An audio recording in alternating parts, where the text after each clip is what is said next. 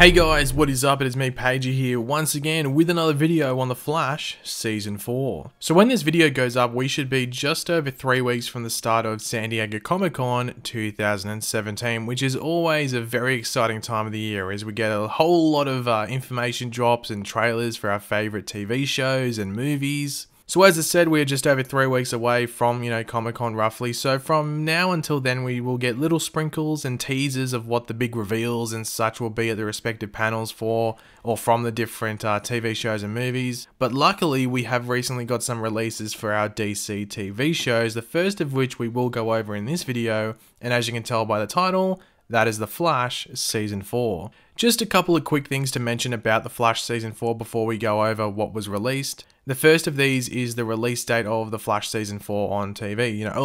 When it's going to start up again on TV, that's what I mean. And that date is October 10th, which is a Tuesday. So put that in your diaries. And the second thing has to do with the trailer for Season 4, as a lot of people seem confused on whether there will be a trailer at Comic-Con. The answer to that is yes, in my opinion. There should most likely be one. I'd actually be surprised if they didn't give one. They are starting filming earlier than they did last season, I think, which means the trailer could be even better than what we got last year. And I thought the Season 3 trailer, that they gave at Comic-Con was pretty damn cool. Then again, they did sort of, have to keep that Season 3 trailer contained to Episode 1 because, Flashpoint. So the Season 4 trailer, depending on what they filmed and stuff like that, whether it's special effect heavy, could be better than the Season 3 one, but we'll have to wait and see. But anyway, let's go over the press release that came out recently and what it could mean heading into Season 4. Running up against an evil time remnant version of yourself is something no one should ever have to do, but exactly what faced Barry Allen, aka The Flash, as he fought to save the life of fiancée Iris West from the god of speed known as Savitar.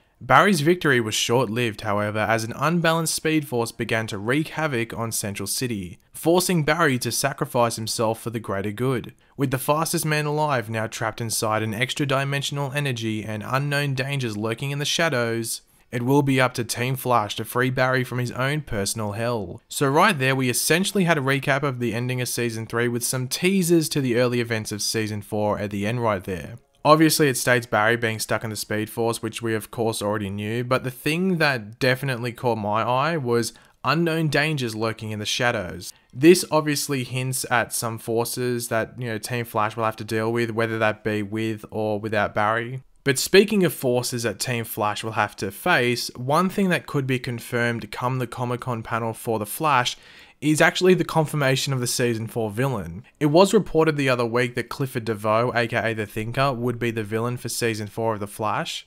It was reported by the same source that called the casting and confirmation of the Supergirl Season 3 villain a few days before that was actually officially announced. So we were all just led to believe that they had the early information, scoop again. However, it hasn't been officially confirmed yet by the showrunners or DC Comics at all. So hopefully we get to know who the villain will be at the panel, whether it be the Thinker or not. Now in that press release I showed and read part of it out earlier, you may have noticed they listed the cast members who would be attending the panel at San Diego Comic-Con. So the cast members of The Flash that will be attending are Grant Gustin, who plays Barry Allen, Jesse L. Martin, who plays Joe West, Tom Cavanagh, who plays Harrison Wells and he's various doppelgangers, Candace Patton, who plays Iris West, Danielle Panabaker, who plays Caitlin Snow, Carlos Valdez, who plays Cisco Ramon, and finally Keenan Lonsdale, who plays Wally West, aka Kid Flash. You may notice an absentee who was a decent sized part of last season and who you would think would be the same role in Season 4,